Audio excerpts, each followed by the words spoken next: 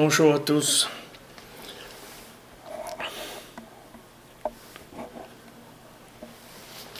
Alors, Bezat Hashem, on continue. On est page 75 en bas à gauche. On est presque à la fin.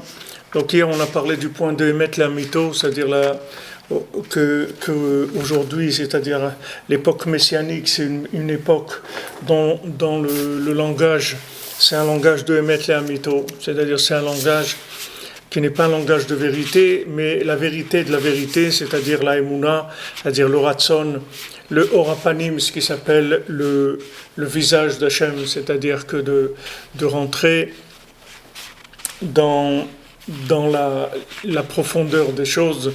C'est d'ailleurs pour ça qu'il y a eu des révélations de secrets de la Torah aussi, c'est-à-dire d'aller dans les choses les plus profondes et surtout de se sentir concerné par ce qu'on est en train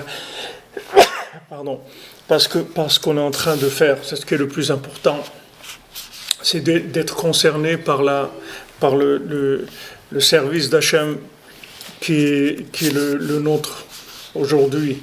C'est-à-dire que tout ce qu'on va faire par rapport à Hachem, qu'on soit concerné par ça. C'est-à-dire qu'on ne fasse pas des choses ni par habitude ni par obligation, mais qu'on cherche à être le plus concerné possible dans ce qu'on vit, parce que c'est ça qu'on demande de nous, puisque c'est la seule chose qu'on ne peut pas faire, c'est-à-dire que Hachem il peut pas faire. Hachem il peut tout faire, mais pas vouloir à notre place. Ça c'est impossible, Hachem ne peut pas vouloir à notre place. Hachem, il peut faire des choses pour nous tenter, pour nous séduire, pour nous intéresser, pour nous rapprocher et tout. Mais vouloir à notre place, ça, il peut pas vouloir à notre place. Donc, vu qu'on est à la fin, et qu'à la fin, on doit aller vers ce qui est le plus important, le plus décisif, donc on est obligé de chercher les points dans lesquels il y a un éveil du vouloir, c'est-à-dire qu'il y a une participation de l'individu par un choix conscient et personnel. Et ça s'appelle Orapanim, c'est-à-dire le Ratson, le Emet la Mito, le Ratson, le vouloir, ça s'appelle le Orapanim, c'est-à-dire la lumière du visage d'Hachem, c'est-à-dire le véritable visage des choses. C'est-à-dire que quand on arrive au fond d'une chose, ce qui reste, c'est le vouloir. On peut parler de technique, on peut parler de beaucoup de choses, mais la chose qu'il va y avoir au fond, c'est-à-dire la base de tout, ça va être le vouloir. C'est-à-dire que tant que le vouloir est là, il n'y a pas de souci à se faire. Les choses, elles vont fonctionner, elles vont s'arranger, etc. Si maintenant il n'y a plus de vouloir, alors on peut pas faire grand-chose. Juste prier, être patient et attendre que la personne elle veuille. Comme c'est écrit, tu donneras la vérité à Yaakov. Mevakshe panecha Yaakov Sela. C'est écrit Mevakshe panecha Yaakov Sela. On est page 76 maintenant. C'est-à-dire ceux qui cherchent ton visage Yaakov. C'est-à-dire le visage de Yaakov, la vérité de Yaakov. C'est-à-dire qu'il y a une vérité qui est la vérité d'Abraham, la vérité de Yitzhak, et il y a la vérité de Yaakov qui est la véritable, c'est-à-dire le véritable visage d'Hachem. Et ça, il n'apparaît quand il y a une recherche qui est voulue par l'individu. Il peut y avoir beaucoup d'intérêt quand une personne elle fait quelque chose. Il y a des gens qui travaillent par intérêt, qui cherchent un salaire, qui cherchent une communauté, qui cherchent à avoir une place sociale. Il y a beaucoup de raisons pour lesquelles une personne elle peut faire quelque chose. Mais la raison la plus importante que Hachem veut, et aujourd'hui il ne veut que ça, et toute l'obscurité dans laquelle on est, en fait, c'est une obscurité qui est un tamis, si vous voulez, c'est-à-dire ça va tamiser les raisons pour lesquelles on cherche à être proche d'Hachem. Est-ce que maintenant on cherche à être proche d'Hachem par rapport à quoi ? C'est-à-dire une fois que tout ce qui est apparence, ça va disparaître, ça va plus tellement être possible, on va voir ce qui va rester.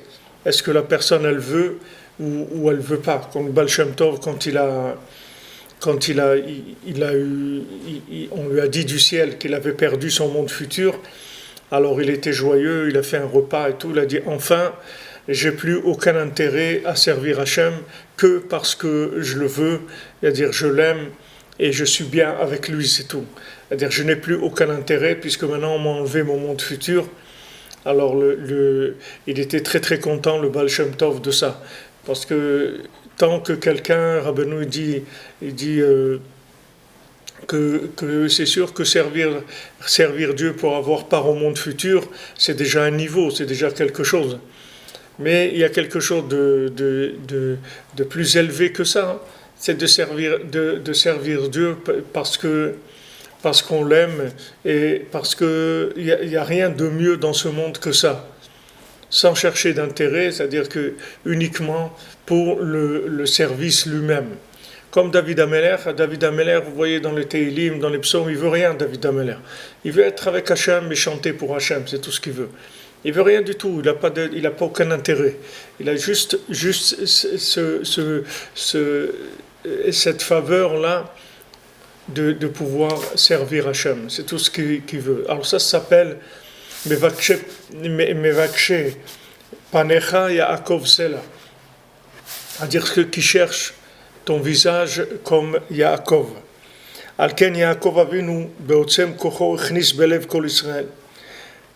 Donc Yaakov il a rentré dans le cœur de tout juif, Atsof Adorot Acharonim, jusqu'à la fin des dernières générations dans lesquelles on se trouve, Shem Ikvot Mishicha, qui sont le talon de Mashiach, Shegam Ata Bemeriut Agalut, que même maintenant, dans l'amertume de l'exil dans laquelle on se trouve, Sheoprinat Tokef Cheshrat Laila, qui est la nuit la plus intense qu'il ait jamais eue.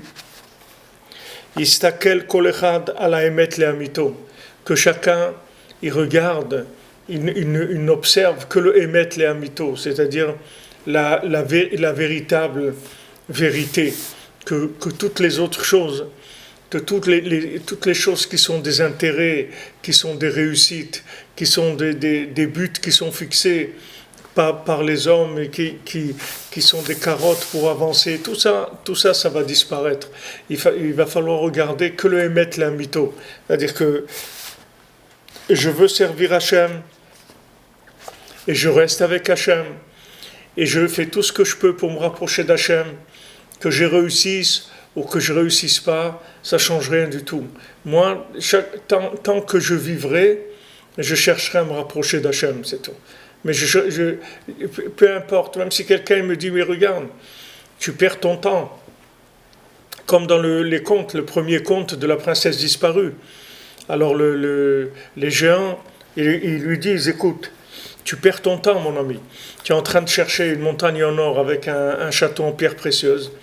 Tu perds ton temps, c'est-à-dire ce que tu cherches, c'est des chimères, c'est des fantasmes que tu as. Ça n'existe pas.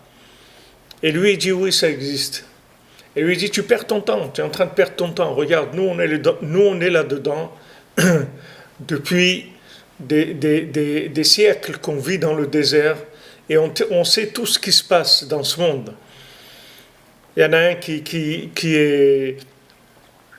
dirige les animaux, il y en a un qui dirige les oiseaux, il y en a un qui dirige les vents.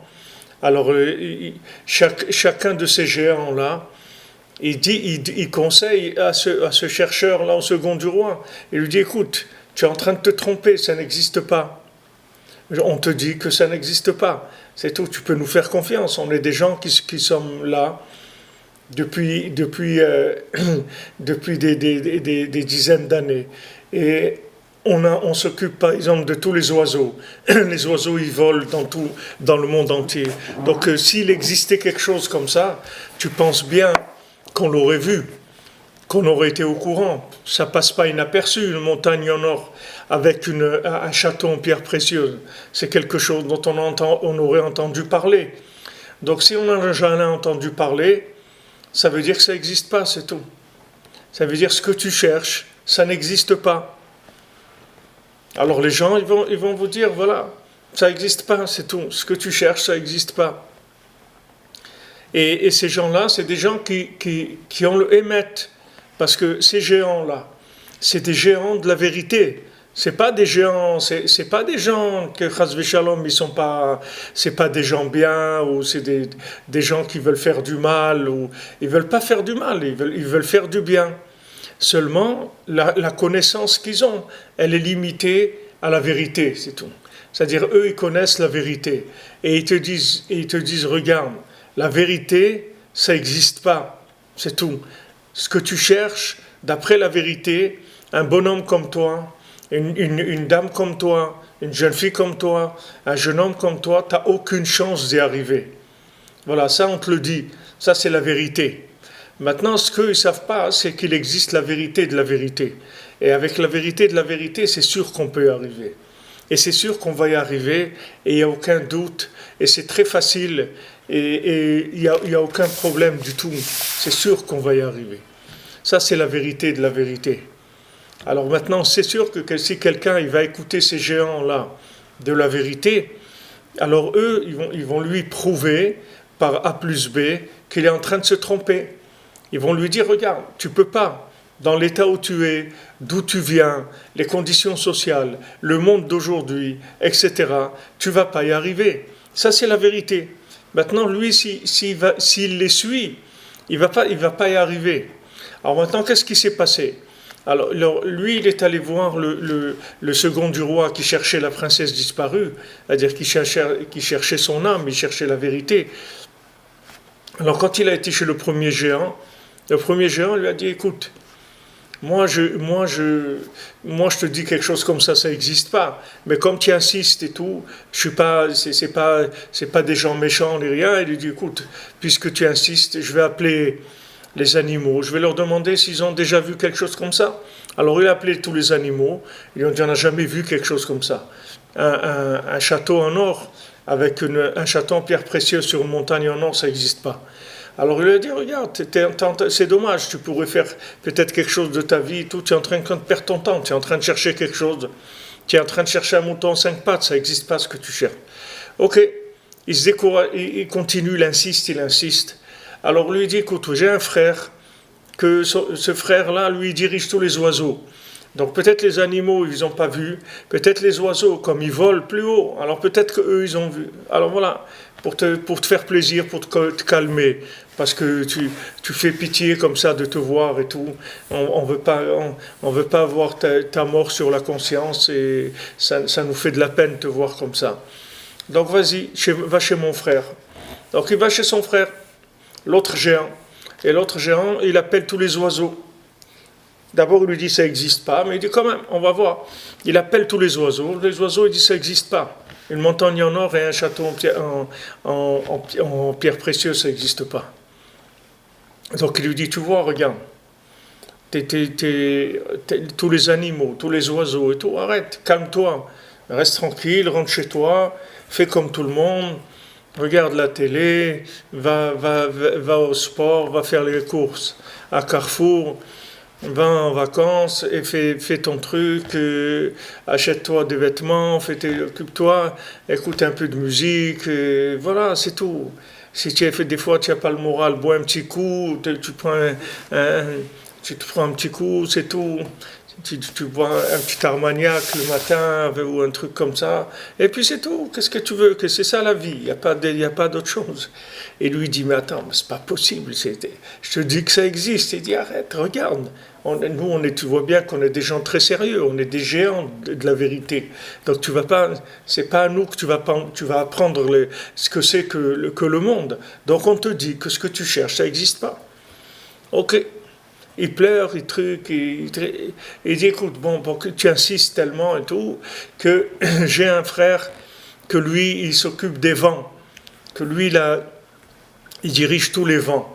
Donc les vents, c'est encore quelque chose d'encore beaucoup plus spirituel. C'est-à-dire, vous voyez, ça se raffine.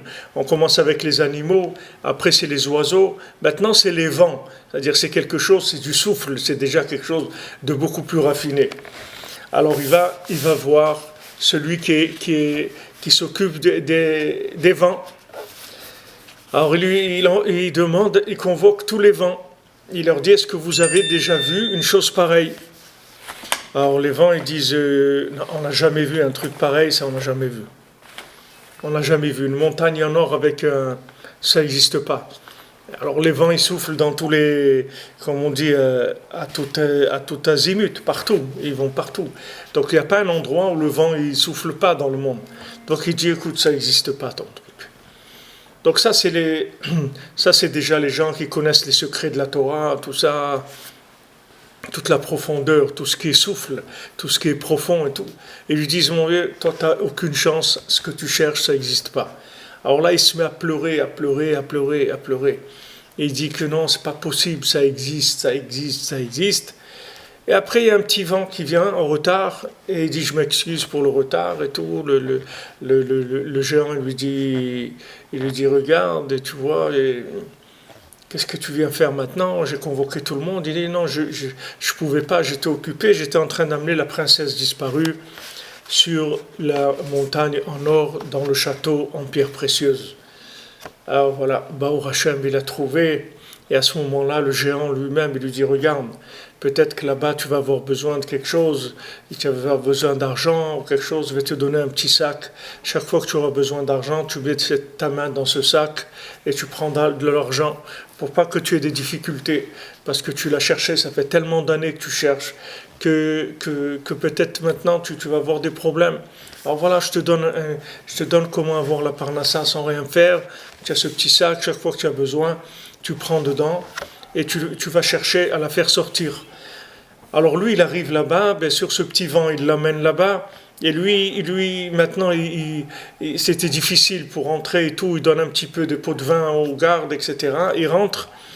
Et là-bas, il s'installe quelque part. Et maintenant, il va commencer à chercher à la faire sortir. Maintenant, il sait qu'elle est là. Et il va commencer à essayer de chercher à la faire sortir. Maintenant, tous ces gens-là, ce sont des grands dans la Torah. Et c'est des gens qui connaissent la Torah, qui connaissent les secrets de la Torah, qui connaissent beaucoup de choses.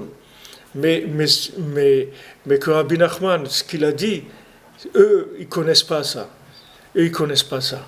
Parce que même cette chose, quand Béhémet, ce qu'ils ont dit les géants, c'est vrai. C'est pas qu'ils ont menti. Ça n'existe pas. Béhémet, ça n'existe pas. Mais maintenant, quand lui, il s'est mis à pleurer, il a tellement réveillé le vouloir chez lui que la chose, elle s'est mise à exister. C'est-à-dire qu'elle ne pouvait pas se voir. Elle ne pouvait pas se voir. Comme je vous ai raconté pour Eretz Israël. Il y avait un rave qui est monté en Eretz Israël. Alors, il y avait un autre, il habitait avant en dehors d'Eretz Israël. Il y a un rave qui était venu le voir en dehors d'Eretz Israël, je ne sais pas où, en Russie, en Hongrie, je ne sais pas où il était. Et il lui a dit, tu sais, si tu montes en Eretz Israël, tu vas voir Eretz Israël, c'est comme ça, comme ça. Il lui a dit beaucoup de choses. Il lui a dit, même les pierres d'Eretz Israël, c'est des diamants, c'est des pierres précieuses. Alors ce Rav, il est monté en Eretz Israël. Il s'est laissé convaincre et tout, il est monté en Eretz Israël. Alors un jour, il rencontre ce Rav qui lui avait fait de la propagande pour Eretz Israël. Alors il lui a dit, Rav et tout, shalom, je suis très content d'être en Eretz Israël et tout. Il a dit juste un petit détail, je voulais vous dire que tout ce que vous m'avez dit sur Eretz Israël, c'est vrai et je l'ai vu. Mais que les pierres d'Eretz Israël, c'est des diamants, ça j'ai jamais vu. Ça j'ai pas vu, je suis désolé. Et alors le Rav, il lui a fait signe, il lui a dit, Bezat Hashem, si tu as le mérite, tu le verras. Alors lui, il a compris que ça ne dépendait pas de la terre d'Israël, ça dépendait de ses lunettes. Il fallait qu'il change de lunettes, c'est tout, c'était ça son problème. Donc il s'est mis à travailler. Il a commencé à jeûner. À prier et tout. Et après, ce Rav, il a dit, j'ai vu que les pierres d'Eretz Israël, c'est des diamants mamash. C'est pas une image. C'est pas quelque chose allégorique, c'est la Metsiout, c'est-à-dire quand vous prenez une pierre en Israël, c'est un diamant. Mais vous ne pouvez pas le voir si vous n'avez pas un amour pour Eretz Israël, un vouloir qui est fort. Vous ne pouvez pas. Les gens ils disent c'est difficile. Israël, hein, c'est difficile. Quelqu'un hier me disait aussi au Tsioun, un Français, on parlait à côté du Kever de Rabbi Nachman, il me dit mais Rabbi Fra, c'est difficile, hein, Eretz Israël. Maintenant c'est des gens qui habitent en France. Je ne vois pas qu'est-ce qu'il y a de facile, mais disons que les gens ils sont habitués. C'est-à-dire ce que les gens ils s'appellent facile, ça veut dire ils n'ont pas besoin de vouloir. C'est-à-dire ça marche tout seul, si vous voulez. Il n'y a pas besoin de vouloir. Le matin, le gars il se lève, il fait ce qu'il a à faire et c'est tout. Il n'y a pas besoin de vouloir. En Eretz Israël, ça ne marche pas, ça. En Eretz Israël, le matin, quand vous vous levez, il faut que vous ayez envie de vivre une journée en Eretz Israël. Sinon, la terre, elle ne s'ouvre pas. La terre, elle ne montre pas ses pierres précieuses, elle ne montre pas ce qu'elle a à l'intérieur. Donc ça, si vous voulez, c'est le secret de la fin des temps. C'est le secret de là où il y a tout est là. On peut arriver à tout. Tous les tzadikim, ils sont là. Rabbi Nachman, il est là, mamash, il est avec nous, il est présent, mamash. Il a dit jamais je vous abandonnerai. Je suis avec vous, mamash. Il a dit à sa fille, tu vois, si je suis derrière la porte et que tu parles avec moi, je ne vais pas t'entendre. C'est sûr que je vais t'entendre. Alors sache que je suis là comme si j'étais derrière la porte là. La même chose, je suis là avec vous, tout. Seulement si tu veux voir, il faut du vouloir, c'est tout. Et si tu veux pas, tu verras rien du tout. Parce que ça ne va pas fonctionner avec la vérité basique. La vérité basique, elle ne va plus marcher. C'est-à-dire que d'après ces géants-là, s'ils sont des géants de la Torah, ils ont raison.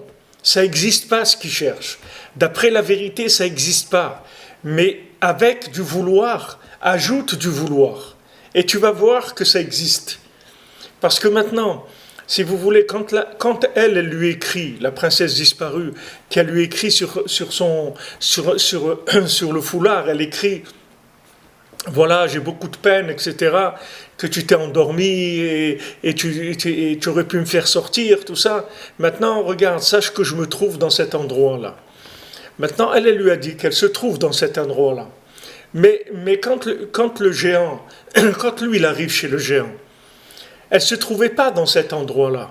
C'est-à-dire toutes ces dizaines d'années qu'il l'a cherché, parce que ça a pris des dizaines d'années entre le moment où elle lui a dit je suis là-bas et le moment où ce petit vent il est venu annoncer qu'elle était là-bas, qu'il l'avait amenée là-bas. Donc maintenant dans le temps il y a quelque chose qui ne marche pas dans l'histoire. Si vous voulez expliquer l'histoire logiquement, il y a quelque chose qui ne marche pas parce qu'elle lui dit maintenant je me trouve là-bas et c'est pas vrai. Elle n'est pas là-bas. Elle va être là-bas quand lui, il va arriver au vouloir qu'il faut pour avoir le mérite d'arriver à cet endroit-là. C'est là où elle va être là-bas. Mais Bémet, les Amito, elle est là-bas. Seulement jamais il pourra voir qu'elle est là-bas. Jamais il saura que ça existe. Jamais. Jamais quelqu'un il pourra savoir qu'est-ce que Rabbi Nachman il peut faire de lui avec un tikkun haklali, avec un Ouman Rosh Hashanah, avec une fois qu'il vient à Ouman.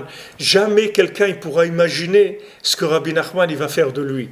Parce que s'il ne veut pas, ça n'existera pas.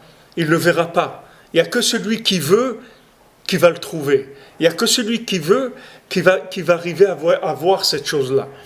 C'est comme si vous avez un microscope ou un télescope, un truc pour voir les étoiles. Maintenant, quelqu'un il va vous dire, comme l'exemple que me disait Ravarié Shapira, une fois qu'on était en train de faire avec Boédou, on était dans un endroit ensemble, et il m'a dit, tu vois, il y a des gens, tu leur dis que des gens qui n'ont jamais vu un avion, et tu leur dis, regarde, tu vois le petit truc, le petit point que tu vois bouger dans le ciel, eh ben là-bas, il y a 300 ou 400 personnes qui sont assis, en train de manger, ils écoutent de la musique, et ils sont contents, tout ça. Il y a 400 personnes dans ce truc-là. Il va te dire, monsieur le rabbin, s'il vous plaît, il faut rester quand même Soyons sérieux. Ce petit point-là qui se déplace dans le ciel, il y a 400 personnes dedans qui mangent des repas cachers, pas cachers, repas végétariens, hindous, là-dedans, dans ce petit point, ouais, dans ce petit point-là. C'est pas possible. Si, c'est possible, mais tu peux pas savoir que ce petit point-là, il mesure 100 mètres de long et il pèse 8000 tonnes et il a dedans un équipage qui travaille. Tout ça, tu peux pas le voir. Tu peux pas le voir. De là où tu es, tu le verras jamais. Ou maintenant tu vas dans un aéroport, ou bien tu prends un télescope et tu regardes. Mais comme tu es là, dans l'état où tu es, tu le verras jamais. Donc maintenant, le spirituel, ça fonctionne de la même manière. Seulement, seulement ce que Hachem il a fait, c'est qu'aujourd'hui, il a mis une exigence de cette recherche-là. Avant, il n'y avait pas ça. Avant, tu fais ce que tu veux, c'est tout. Tu veux faire la Torah, comme on dit, tu veux faire la Torah classique, il n'y a pas de problème. Tu veux étudier, faire les mitzvot, etc., sans un vouloir spécial. Tu fais ce qu'il y a à faire, c'est tout. Tu dis, écoute, il faut être sérieux. Hachem, il nous a demandé au peuple juif de faire 613 mitzvot. Au Noachid, il a demandé de faire 7 mitzvot. Donc soyons sérieux, il y a un créateur. On va suivre les règles, on va faire ce qu'il y a à faire. Pas de problème. Alors on fait sérieusement les choses. Avant, ça marchait. Aujourd'hui, ça marche plus. Ça marche plus. Parce qu'aujourd'hui, Hachem, il veut qu'on utilise notre libre arbitre à fond, complètement. C'est-à-dire pas un petit peu. Avoir un petit peu de libre arbitre, 2-3%, ça suffisait pour servir, pour que ça marche. Un petit peu de libre arbitre, c'est tout. Un petit peu. On utilisait un petit choix, petit, ça marchait. Aujourd'hui, c'est pas comme ça. Aujourd'hui, il va falloir utiliser le libre arbitre à fond, complètement, sinon ça va pas marcher du tout.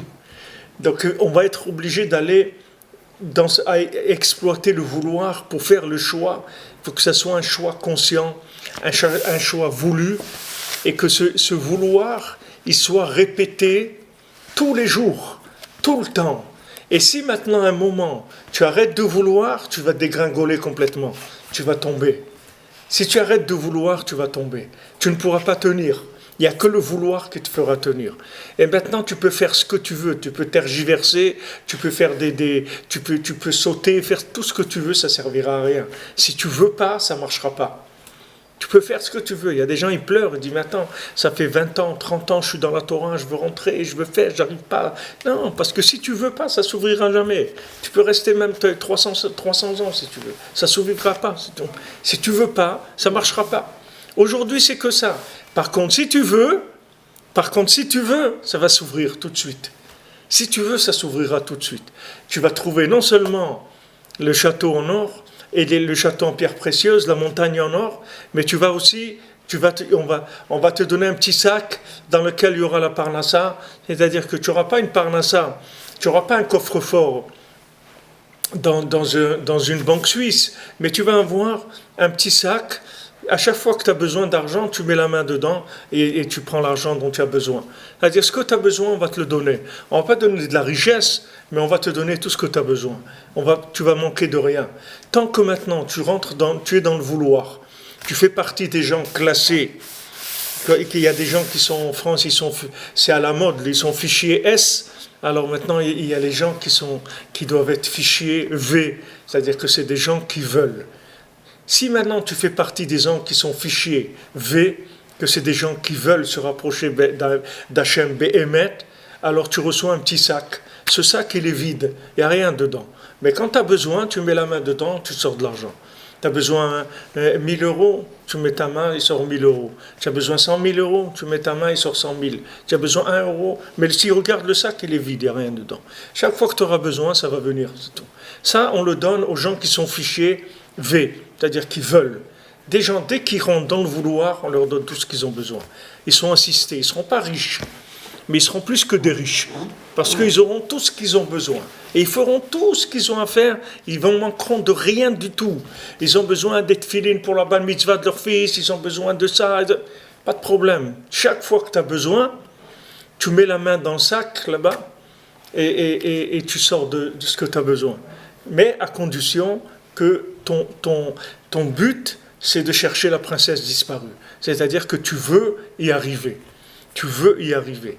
Tous les jours, tu veux y arriver. Tu renouvelles ton vouloir, tu parles avec Hachem, tu pleures, tu demandes, tu dis Hachem, je veux, ouvre-moi, je veux pas rester comme ça, je veux changer, je veux rentrer, je veux te servir, je veux t'honorer, je veux être un serviteur de ta révélation dans le monde, je veux servir le tzaddik qui s'occupe de révéler ton nom dans le monde, je veux avoir une place là-dedans, aie pitié de moi, gratuitement, donne-moi une place, je sais que je vaux rien, je sais que je suis quelqu'un qui fait beaucoup de bêtises et tout, mais malgré ça, je veux.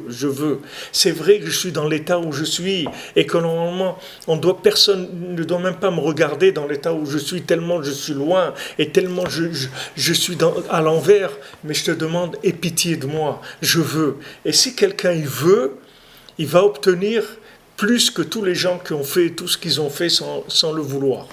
Parce qu'aujourd'hui, c'est ça qui compte. C'est-à-dire qu'Hachem, il ne calcule que le vouloir de l'individu. Parce que, comme Rabbi Nathan nous l'a expliqué avant, c'est la seule chose qui manquait à la création du monde, et c'est la seule chose qui manque pour terminer, pour clôturer l'histoire de l'humanité. C'est que les gens, ils veuillent servir Hachem, c'est tout. Qu'ils utilisent leur choix par rapport à ça. Vous avez, voilà, ici, il y avait des jeunes filles qui sont venues il y a 2 semaines. Des jeunes filles, elles ont travaillé pendant 1 mois ou 2 mois l'été et pour économiser. Quand elles ont eu l'argent, elles ont payé leur billet à Ouman. Elles sont venues passer 1 semaine à Ouman, être au Kever de Rabbi Nachman. Elles étaient heureuses. Voilà, c'est ça qu'elles veulent. Étaient capables de travailler pendant toutes les vacances pour payer leur billet à Ouman et venir passer quelques jours près de la tombe de Rabbi Nachman et prier. Voilà. Maintenant, Emet, dans le Emet, qu'est-ce qu'il y a là-dedans? Il n'y a rien du tout. Qu'est-ce qu'il y a dans le Emet? Si quelqu'un veut du Emet, il y a des choses beaucoup plus rentables au point de vue artifice que de venir à Ouman. Qu'est-ce qu'il y a à Ouman? Il n'y a rien du tout. Il n'y a pas de ce monde-là, il n'y a rien du tout. Mais ce qu'il y a, c'est quelque chose que vous pouvez ressentir que s'il y a du vouloir, c'est tout. S'il n'y a pas de vouloir, vous ne ressentirez rien du tout, vous ne repérez rien, et vous n'y arriverez même pas. Combien de gens ils n'y arrivent pas? Des gens, on leur a parlé d'Ouman, ou ils ont entendu parler, ils ne comprennent rien, ils disent mais c'est quoi ce truc-là? Qu'est-ce que vous faites là-bas? Est-ce qu'il y a un truc? Est-ce que c'est une bonne organisation? Est-ce qu'on a une bonne place pour prier? Est-ce que les repas ils sont chauds et c'est à l'heure? Il n'y a pas de bousculade, il n'y a pas de truc. Les gens, bon, si c'est ça, il vaut mieux que tu restes tranquille parce que c'est pas. Si tu sais pas qu'il se passe quelque chose ici, une autre dimension, si tu n'as pas un vouloir d'une autre dimension, c'est-à-dire si tu n'en as pas marre d'être comme il dit ici, dans l'obscurité, dans l'amertume, dans tout ce qu'il y a dans ce monde, si tu n'en as pas marre du vide qu'il y a dans cette vie, on peut pas te faire l'article, qu'est-ce qu'on va te dire? Ça, c'est que les gens qui le voient. Alors, c'est pareil, vous voulez dire à quelqu'un, les pierres d'Eretz Israël, c'est des diamants. Il va vous dire, t'es fou mon ami, t'es pas... Alors va les vendre, il va commencer à se moquer de vous. Et il dit, va à la bourse du diamant, prends un sac de pierres, et va à la bourse du diamant, on va voir qu'est-ce qu'ils vont t'acheter. Ils vont te mettre un coup de pied, ils vont te jeter dehors, ils vont appeler la police si tu continues. Si tu reviens une autre fois, ils vont appeler la police, ils vont t'emmener à l'asile, c'est tout, ils vont te faire une piqûre pour te calmer, c'est tout ce qu'ils vont te faire. Si c'est ça. Alors maintenant, il faut savoir que vous vivez dans un monde décalé. C'est-à-dire que vous avez des pierres précieuses, et les gens, ils croient que c'est des pierres que vous avez. Pour les gens, c'est des pierres. Pour les gens qui sont dans le Hémet, c'est des pierres. Pour les gens qui sont dans le Hémet, la Mito, ils voient que c'est des pierres précieuses. Donc il y a un décalage qui se fait. C'est la discussion qu'il y a entre le roi et le second du roi dans l'exemple que Rabbeinu il a donné de la moisson de la folie. Il dit maintenant il y a une moisson. Le Premier ministre, il a vu que la moisson qu'il allait avoir cette année, allait rendre tous les gens fous. Alors il a dit au roi, faites attention, cette année on ne va pas manger de pain parce que ça va nous rendre fous. La moisson, elle rend fou. Alors le roi lui a dit, mais si nous, on n'est pas fous, et les autres, ils sont fous. Alors c'est nous qui vont être pris, ils vont nous prendre à nous pour des fous. Donc il ne faut pas qu'on fasse comme ça. On va manger, nous aussi. Et on va voir un signe qu'on saura qu'on est fou. C'est ça la différence. Alors maintenant, aujourd'hui, vous avez affaire, il y a deux sortes de gens. Il y a des gens qui sont dans le vouloir, et il y a des gens qui ne sont pas dans le vouloir. Il y a des gens qui sont dans le fonctionnement et des gens qui sont dans le vouloir. Donc il faut être conscient de ça. Parce que si maintenant vous vous mettez à parler le langage des gens qui sont dans le vouloir, avec des gens qui sont dans le fonctionnement, ils vont vous prendre pour un fou. Donc il faut faire attention. Parce que d'abord, vous essayez de vous faire enfermer, c'est-à-dire que la famille, elle peut vous rejeter, les amis peuvent vous rejeter, tout le monde peut vous rejeter. Et vous risquez de vous trouver tout seul. Ça, c'est une chose. Et en plus, vous pouvez perdre aussi la possibilité de les rapprocher d'Hachem, parce que si vous restez en contact avec eux, vous pourrez les rapprocher d'Hachem. Donc déjà, il faut une conscience que eux, quand ils voient des pierres, et quand ils voient vous voyez des diamants, ils voient des pierres. Donc ça, il faut que ça soit bien enregistré, de manière que quand vous parlez le langage avec l'autre, il faut que vous reconnaissiez que est-ce que c'est quelqu'un de l'époque de la pierre taillée ou c'est quelqu'un c'est un diamantaire. Il faut savoir avec qui vous parlez. Si maintenant vous parlez avec quelqu'un des pierres, vous parlez du langage des pierres. Si c'est quelqu'un des diamants, vous pouvez y aller, vous pouvez sortir et commencer à parler du diamant. Ça aussi c'est très important parce que il y a deux sortes de gens dans le monde. C'est-à-dire c'est les gens qui ont vu, ça y est, celui qui a vu, il a vu, c'est terminé. Vous ne pouvez plus le ramener en arrière. Vous n'allez plus l'aveugler. Et ça y est, il a vu maintenant. C'est fini. Mais celui qui n'a pas vu, le pauvre, il n'a pas vu. Alors il faut avoir pitié de lui. Et n'essayez pas de le convaincre que les pierres c'est des diamants parce qu'il va finir par s'énerver après. Après il va dire il a perdu la tête complètement, le pauvre. Il s'est complètement, il a déraillé le bonhomme. Et le pauvre, il a déraillé. Regarde, il laisse sa famille, il laisse sa femme, ses enfants, il va à Ouman. Il laisse sa femme et ses enfants, il abandonne sa femme, il abandonne ses enfants, il va à Ouman. Behemet, c'est vrai ou pas? Behemet, il a raison. Quelqu'un, il laisse sa femme et ses enfants et il va à Ouman pour Rosh Hashanah. Surtout que les femmes, elles ne viennent pas au Shana. Alors non. Alors qu'est-ce qui... Behemet, celui qui dit ça, il a raison. Donc n'essayez pas de lui parler des diamants, parce qu'il ne sait pas de quoi vous parlez. Donc il faut lui dire, ouais, bon, qu'est-ce que tu veux? Tu sais, c'est un mouvement, c'est comme ça maintenant. Il faut comprendre qu'on est obligé de vivre avec, nous les Breslev, c'est un mouvement, on est obligé de faire ça. Qu'est-ce qu'on va faire? C'est comme ça les Breslev, tout ça. Il faut essayer d'atténuer au maximum le décalage qu'il y a dans la tête des gens. Mais Behemet les Amito, les gens ils se trompent complètement. C'est-à-dire que les Behemet les Amito, il n'y a rien à faire à la maison, à Rosh Hashanah, ni avec la femme, ni avec les enfants. Quand les enfants ils sont grands, on les amène aussi à Ouman. Mais sinon, on doit être là, c'est tout, chez le Rebbe, parce que le Rebbe, c'est le tzaddik de la génération. Et c'est lui qui est couvert, c'est lui qui a dit, voilà, c'est comme ça, c'est tout. Aujourd'hui, c'est comme ça. Chaque génération, le tzaddik de la génération, il fixe qu'est-ce qu'il y a à faire. Et il a ici... Manque de peau pour les gens qui n'aiment pas voyager, manque de peau pour les gens qui sont allergiques à l'Ukraine ou à l'ancienne Union soviétique. C'est comme ça, c'est tout. Qu'est-ce qu'on va faire? Le tzaddik, il a décidé comme ça, c'est comme ça. Donc ça, c'est très important de savoir qu'il y a un décalage. Alors des pauvres, il y a des gens, ils passent leur temps à essayer de se justifier. C'est pas la peine de justifier, ça sert à rien. Ça sert à rien. Quelqu'un qui n'a jamais vu un avion dans sa vie, vous n'allez pas lui justifier qu'en haut, il y a 400 personnes dans ce petit point qui bouge. Qu'est-ce que vous allez essayer de le justifier? Ça ne sert à rien. Vous êtes en train de parler avec quelqu'un, vous allez finir par vous fâcher, c'est tout. Vous allez vous fâcher, c'est tout. Alors laisse tomber, ce n'est pas la peine de discuter. Il faut lui dire, oui, bien sûr, il n'y a pas de problème, tout à fait. C'est comme ça, etc. Comme la blague que je vous disais, que je vous ai raconté, il y avait quelqu'un, il était dans un asile, il y avait un fou dans un asile, il avait une brosse à dents, il avait attaché un fil, et il se promenait dans la cour avec sa brosse à dents. Alors il parlait à la brosse à dents, il lui dit allez Médor, mon petit chien vient, etc. Alors à un moment il y a un des docteurs qui se promenait là-bas, il vient le voir, il dit monsieur, qu'est-ce que vous faites là? Il dit qu'est-ce que veut dire ce que je fais? Il dit mais qu'est-ce que vous faites? Et vous voyez j'ai une ficelle, une brosse à dents, je m'amuse, c'est tout, je tire ma... Alors le docteur il dit ah bon d'accord ok, bonne journée, tout ça. Alors quand il continue, le fou il dit à la brosse à dents, on l'a bien eu hein Médor, hein? Tu as vu comment on l'a eu, on l'a bien eu. Il a cru que tu es une brosse à dents. Vous voyez, ça c'est comme ça qu'il faut vivre aujourd'hui entre les gens qui sont dans le vouloir et les gens qui ne sont pas dans le vouloir. Les gens qui sont dans le vouloir, ils voient quelque chose que les autres ne voient pas. Donc maintenant, il ne faut pas croire que tout le monde voit ça. Tout le monde ne voit pas ça et tout le monde n'est pas obligé de voir ça. Donc maintenant, il faut un langage, si vous voulez, intermédiaire, qui est ni là ni là. Un langage qui garde l'amitié et la paix entre les gens.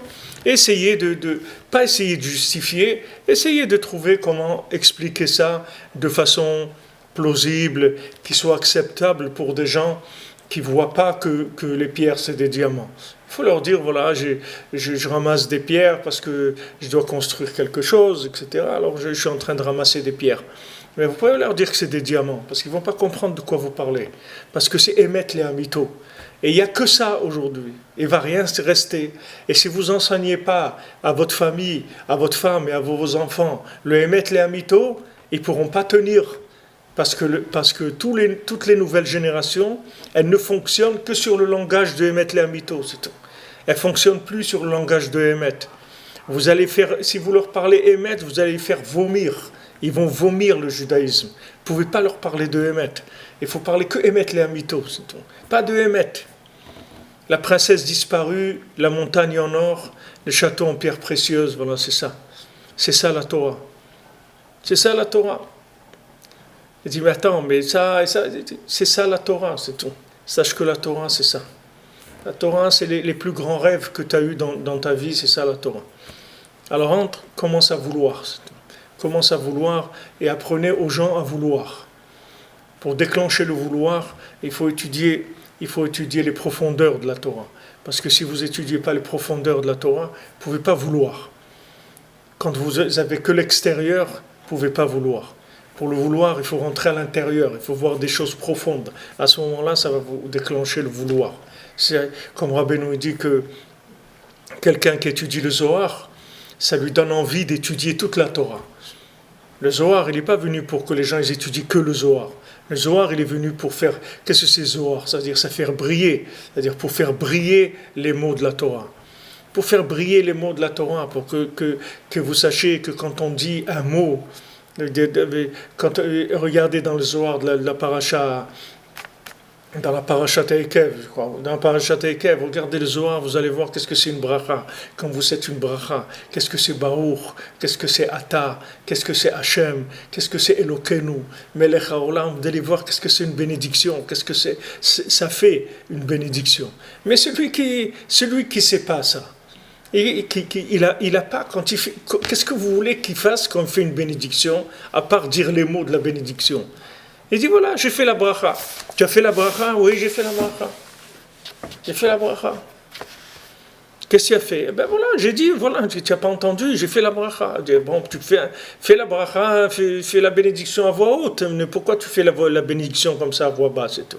Pourquoi il fait la bénédiction à voix basse? Parce que la bénédiction, elle n'est pas vivante dans son cœur. Il ne sait pas ce que c'est. Mais si maintenant vous lui faites briller un petit peu les mots, vous allez voir que la personne, quand elle va faire la bracha, elle va la faire avec du cœur, parce qu'elle va ressentir ce qu'elle est en train de dire. Il va y avoir du vouloir à l'intérieur. Il y avait ce Bachour qui était avec nous à la yeshiva, avec Sleben.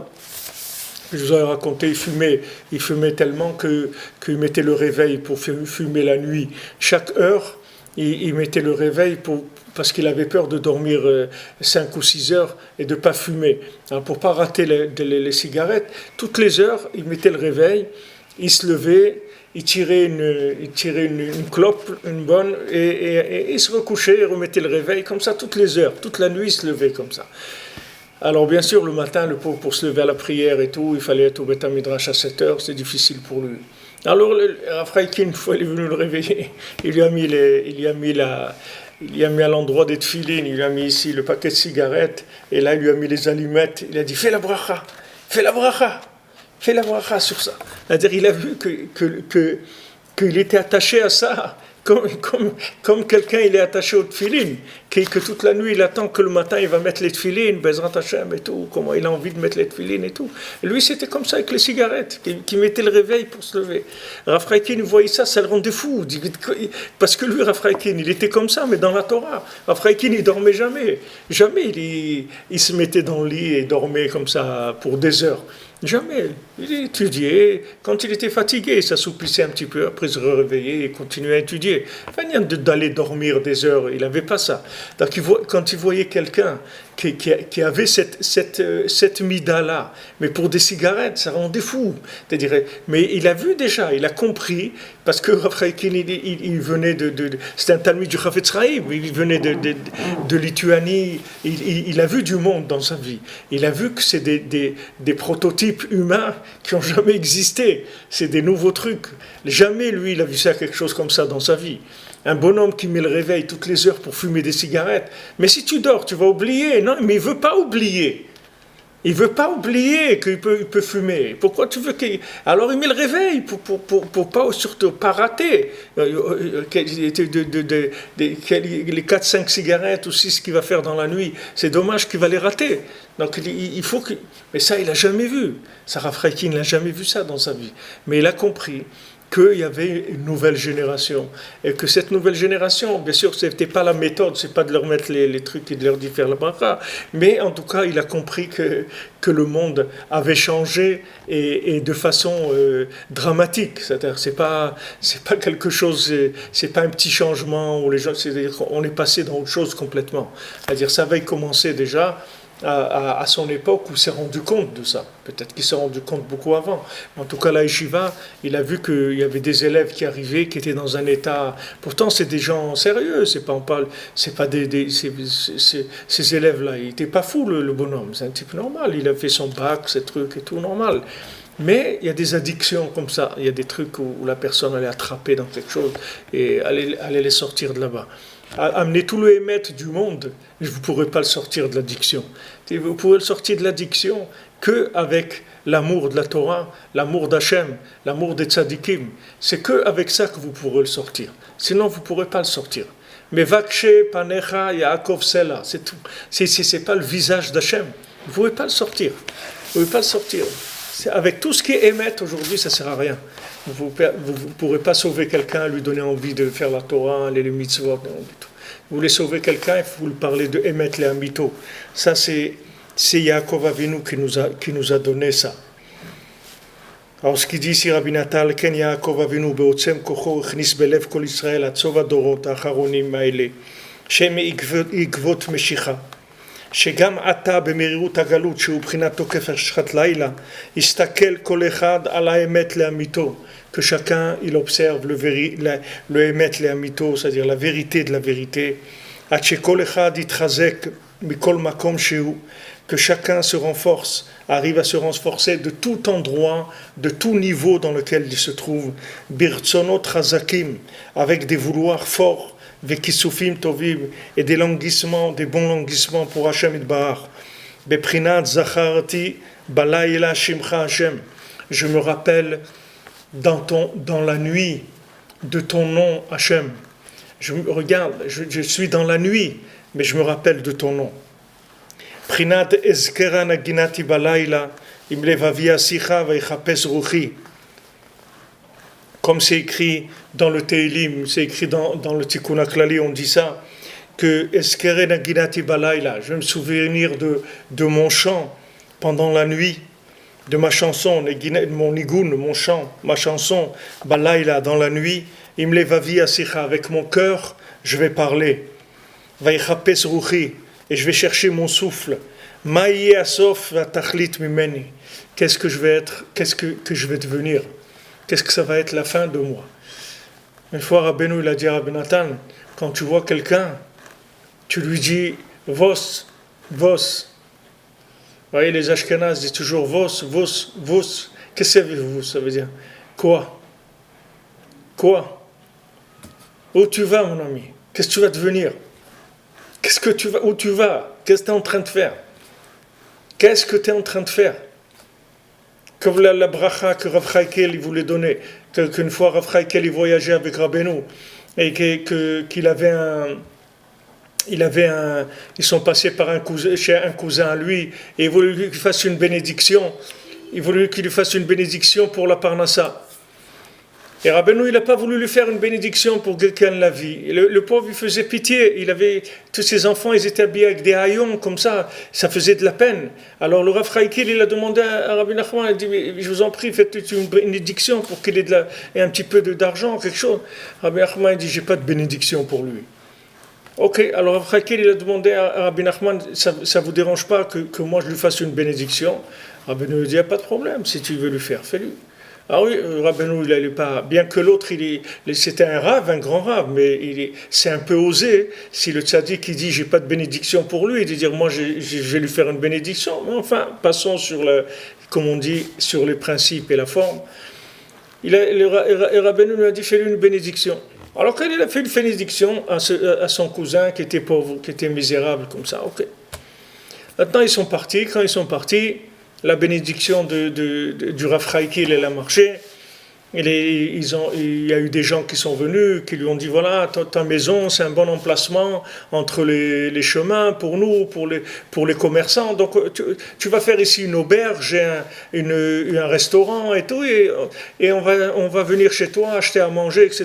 Donc petit à petit, il a commencé à gagner de l'argent et il a commencé à s'enrichir. Maintenant, quand il passait devant la maison de Rabbi Nachman à Breslev, il s'arrêtait toujours pour entrer chez Rabbi Nachman, pour parler un petit peu avec lui demander une bénédiction, tout ça. Alors maintenant, il passait plus, il n'avait pas le temps, quand il passait, il essayait d'éviter. Alors une fois, il est passé devant la fenêtre de Rabbi Nachman, et Rabbi Nachman, il lui a toqué à la fenêtre, il l'a appelé. Alors il ne pouvait pas se sauver, il est rentré. Alors il y avait le Rav Chaikel qui lui a fait la bracha, il était là aussi dans la maison. C'est pour ça que Rabbeinu il a fait ça. Parce que le Rav aussi il était dans la maison. Alors il a fait rentrer, il lui a dit viens, comment ça va, tout ça. Alors il lui a dit tu as regardé le ciel aujourd'hui. Alors il avait honte le monsieur parce qu'il n'avait pas le temps, c'était un homme d'affaires et tout, il n'avait pas le temps de commencer à regarder le ciel. Le ciel, c'est pour les oiseaux, c'est les oiseaux qui regardent le ciel, c'est les planeurs qui regardent le ciel.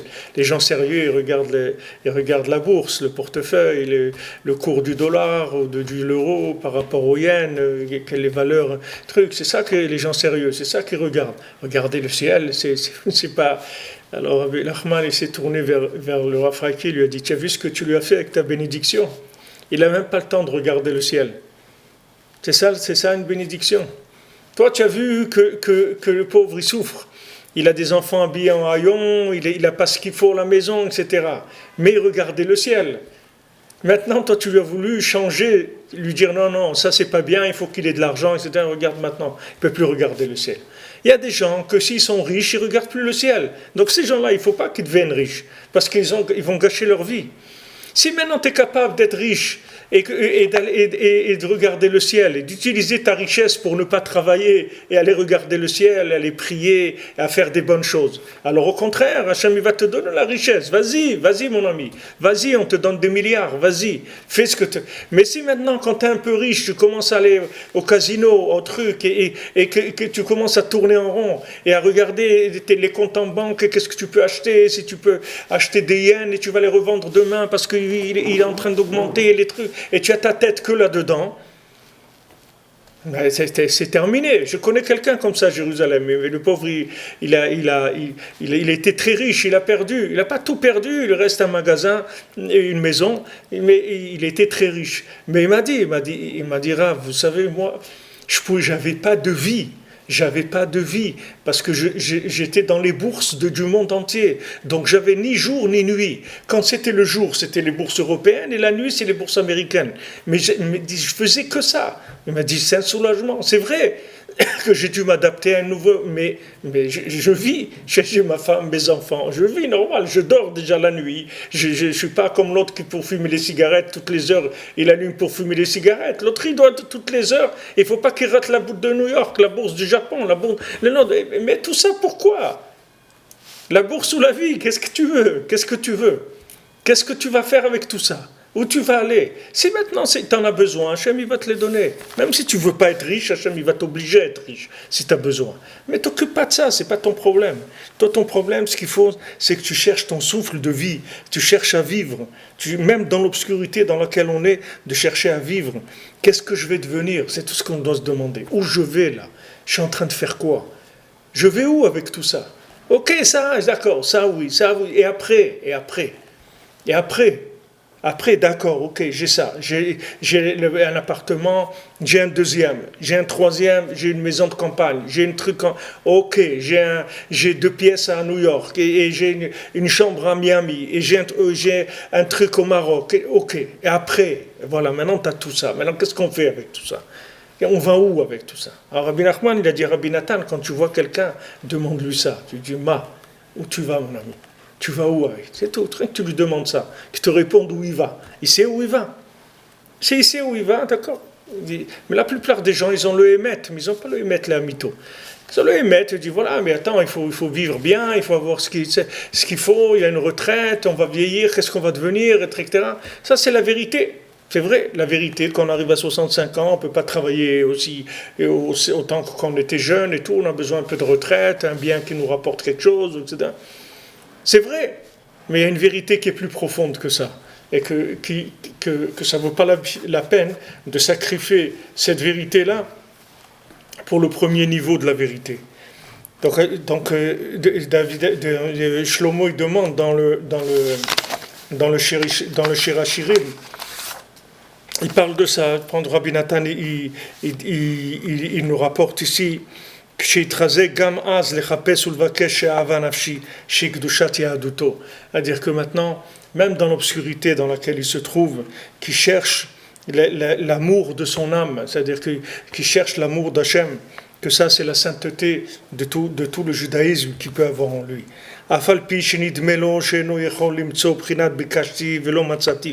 Maintenant, bien qu'il a l'impression qu'il ne peut pas trouver, apparemment, il a l'impression qu'il ne peut pas trouver. Apparemment, il dit, je suis en train de chercher là pour rien. C'est un labyrinthe, je ne trouve rien du tout. Je suis dans l'obscurité totale. Alors, dans Shirachirim, Shlomo Amelech, il dit, le roi Salomon dit, je cherche ma bien-aimée, c'est-à-dire שיתחזק גם אז לחפש ולבקש את שאהבה נפשי שקדושת יהדותו, אף על פי שנדמה לו שאינו יכול למצוא. Même s'il a l'impression qu'il ne peut pas trouver. בחינת ביקשתיו ולא מצאתיו. J'ai cherché, j'ai rien trouvé. Quelqu'un va lui dire, mais voilà, mais maintenant tu as commencé maintenant à faire la religion et les trucs et prier et tout, mais qu'est-ce que tu fais de ta vie? Qu'est-ce que tu as fait de ta vie? Tu as raté. Regarde l'autre, il a fait ça et ça, au moins il a fait quelque chose de sa vie. Toi, tu es là en train avec des livres, avec de la prière, et tu vas là, et tu cherches là-bas et là, mais que tu n'as rien construit dans ta vie, tu n'as rien fait. Alors tous les gens, ils vont lui dire, ils vont commencer à aller contre lui, lui dire qu'il est dans le mensonge. Il dit, même si maintenant j'ai cherché, j'ai rien trouvé, à Falpiken, à Koumana, malgré ça, je vais me lever, va sauver 20 bahir, et je vais tourner dans la ville, Bashvakim ou Bachovot, dans les chouks, dans les marchés et dans les rues. Vezeikar atikun, shetiken Yaakov Avinu. C'est ça le quart de la réparation qu'il a mis Yaakov en place, c'est-à-dire le système que Yaakov Avinu il a mis en place. Shegam betokef reshrat laila, que même dans toute l'intensité de l'obscurité, Prinat Arichat Galut, que c'est l'exil dans lequel on est de nos jours. Nevakesh unchapes et Hashem idbar birtzonot chazakim meod. Qu'on cherche à Kadosh Baruch Hu, qu'on cherche Hashem avec des vouloirs très forts.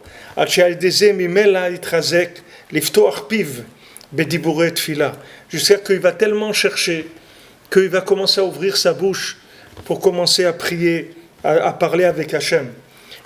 Gam Az, même dans la situation dans laquelle il se trouve. Beprinat ne'elamti dumiya, comme j'ai dit, je suis resté silencieuse, muette. Ersheti metov, j'étais silencieux du bien. Ou kevin ekar, mon mal il est parti. Cham libi bekirbi, mon cœur il est chaud en moi, ba'agigi tiv'ar esh, en parlant, le feu s'est allumé en moi, dibarti bilshoni, j'ai parlé avec Hachem. C'est-à-dire qu'on va commencer d'abord par vouloir et développer ce vouloir se rapprocher d'Hachem. Quand on va développer ce vouloir-là, c'est lui qui va entraîner l'expression. C'est-à-dire que maintenant, la prière, ça ne doit pas être une récitation. La prière, ça doit être l'expression du vouloir. C'est pour ça que Rabbi Nachman, il appelle la Hitbodedut. Il dit que c'est des kisufim l'Hachem, du vouloir vers Hachem. Les gens, ils pensent, ils n'ont pas le temps. Alors ils vont dire, mais ils ont envie d'écouter ce qu'il dit Rabbi Nachman. Alors ils disent, on va faire Hitbodedut. Alors il vient passer un moment avec Hachem, un quart d'heure, une demi-heure, une heure, chacun ce qu'il peut. Alors il s'assoit, il commence à parler, mais ce n'est pas comme ça qu'il faut faire. Il ne faut pas venir commencer à parler. Il faut d'abord s'asseoir tranquillement, il faut décanter d'abord. Il faut rester d'abord calmer toutes les énergies qui nous troublent, toutes les énergies qui nous tirent de tous les côtés, tout ce qui nous trouble l'esprit, le cœur, tout ce qui nous accapare. Les choses de ce monde, elles nous accaparent. Ne croyez pas que quand vous vivez quelque part, la rue, les voisins, le travail, tout ce que vous faites, c'est des choses qui prennent l'énergie. Maintenant, il faut arriver à calmer toutes ces influences et à laisser le cœur commencer à s'exprimer, à vouloir. Et après, la parole, elle va venir. Il ne faut pas commencer à parler. Parce que si on commence à parler, on va dire n'importe quoi. On va dire des paroles qui sont des enregistrements. Mais ce n'est pas ça qu'Hachem il veut. Il ne veut pas des enregistrements, il ne veut pas du playback, comme les émissions télévisées qui sont préenregistrées. Non, il veut du live. Il veut que ça soit vivant, il faut que ça soit live, il faut que ça soit vécu, il faut que ça soit vrai. Et ça, on peut pas en débiter des centaines comme ça. On peut faire un petit peu. Si on arrive un petit peu, c'est extraordinaire. Alors d'abord, on se calme, on se détend. On essaye de faire le vide. Si on a besoin de lire un texte pour nous déconnecter des mauvaises énergies et nous concentrer, alors on lit un texte, on lit une histoire, quelque chose qui va un petit peu réveiller notre cœur. Et une fois que le cœur va se réveiller, à ce moment-là, la parole va sortir. Et cette parole-là, c'est une parole de vouloir. Et cette parole, elle va directement au but. Et avec ça, on obtient absolument tout. Avec ça, on obtient absolument tout. Cette parole, elle peut changer toute la vie de l'individu. Mais c'est cette parole-là, pas une parole de playback. Parole de playback, c'est pas, il n'y a pas de vouloir dedans. Il y a un petit vouloir quand même, parce que la personne qui vient, même qui récite des choses, c'est bien. Mais Rabbi Nachman, il dit, même si on fait des psaumes, il ne faut pas faire les psaumes en lisant le texte de quelqu'un d'autre. Il faut dire, ce texte-là, il a été écrit pour moi. C'est ma vie qu'il est en train de raconter. Et dans les psaumes, il faut se trouver soi-même. Il faut se trouver, comme quand David Amelech dit « Je suis pauvre, j'ai des ennemis, j'ai truc », tout ça, c'est sur moi que ça parle. Ce n'est pas un texte que je l'ai un texte qu'il y a eu une fois. Ce texte-là, il est éternel. Il contient la vie de chacun à chaque jour de sa vie. Et c'est comme ça l'approche qu'il faut avoir du texte. Ce n'est pas de dire une récitation. Même si quelqu'un dit la récitation, c'est bien aussi, mais ce n'est pas ça qui va changer sa vie. C'est-à-dire vraiment, comme on veut ici, que tout se retourne. S'il veut que ça se retourne, il faut que sa parole, ça soit le résultat de son vouloir. Donc ce qu'il dit ici, Ubehemet prinat dererze uikar shlemut atfilat tamid. Donc maintenant, ce chemin-là, dont on a parlé maintenant, ça c'est ça la perfection de la prière tout le temps. La prière, la prière parfaite, c'est d'exprimer le vouloir du cœur en parole vers Hachem. Ça c'est ça la prière parfaite. Pour ça qu'aujourd'hui on va arriver à une perfection de la prière, tellement perfection qu'il n'y aura que ça. Comme Rabbi Nachman dit dans l'Écoutez Moharan, dans l'enseignement 2, l'enseignement bête, il dit que Mashiach, tout ce qu'il va faire dans le monde, il va le faire qu'avec la prière, c'est tout. Mashiach, il n'utilisera pas d'armes. Les gens ils croient que Mashiach, ça va être un super guerrier avec des armes sophistiquées. Rien du tout. Mashiach, rien qu'il va parler, c'est tout. Il va tout faire avec la parole. Tout ce qu'il va faire dans le monde, il va le faire avec la parole. Seulement, il aura cette parole-là. Il sera une parole nouvelle par rapport à notre parole. Parce que nous, on ne sait pas ce que c'est la parole. Il n'y a rien qui est de plus en exil dans le monde comme la parole. Les gens, ils ne savent pas qu'est-ce que c'est la parole. Il n'y a personne dans le monde qui sait quelle est la puissance de la parole. Les gens, ils croient que la parole, c'est un outil, c'est un haut-parleur qu'il y a dans la personne et il va s'expliquer. La parole, c'est extrêmement puissant. C'est un outil extrêmement puissant. Seulement, il faut que ce soit le résultat du vouloir, c'est tout. Si ce n'est pas le résultat du vouloir, ça n'a pas de puissance. Mais des paroles qui ont été voulues, c'est des paroles qui traversent le temps. Vous voyez des gens, pourquoi maintenant des gens, ils ont écrit par exemple des poésies, et les gens, ils lisent ces poésies 2 siècles après. Qu'est-ce qu'on a à faire de ce qu'il a écrit? Qu'est-ce qui est Baudelaire ou l'autre qu'est-ce qu'on a à faire de ce qu'il a écrit? On n'a rien à faire de ce qu'il a écrit. C'est pas, il avait des problèmes, non, c'est que la personne, elle était dans une situation où elle a un tel vouloir de s'en sortir et ressentait tellement que quand il a dit des mots, ces mots-là, ils sont restés valables dans le temps et les gens, ils ont ressenti des choses. Après, un siècle après, les gens, ils ont ressenti quelque chose dans ces textes parce que ces textes-là, ils venaient du vouloir de l'individu. Alors, à plus forte raison, quand quelqu'un il a un vouloir de s'en sortir, de se rapprocher d'Hachem, et que ce vouloir, il l'exprime avec sa bouche, que ce vouloir-là, il monte et il change la vie. Et quelqu'un comme Rabbi Nathan, il dit, moi, mon Mashiach, il est là déjà. C'est-à-dire, Rabbi Nathan, il avait une telle réparation de la parole, c'est-à-dire, il connaissait tellement la puissance de la parole, que pour lui, il vivait déjà dans Mashiach. Il faisait avec sa parole. Ce qu'il avait besoin avec sa parole, il le faisait. Mais le monde ne sait pas la valeur de la parole. Les gens, ils ne savent pas. Et tous les trucs, que ce soit Facebook ou n'importe quoi, ce n'est pas des choses qui développent l'outil de la parole. C'est de la fausse communication, ce n'est pas la vraie communication. La vraie communication, c'est d'abord de vouloir vraiment. Et quand je veux vraiment, je l'exprime avec ma bouche. Alors, Bezrat Hashem, on continuera demain. Betzlacha, une bonne journée à tous, à toutes. Merci de votre présence, de votre écoute. Et on continue. Bezrat Hashem.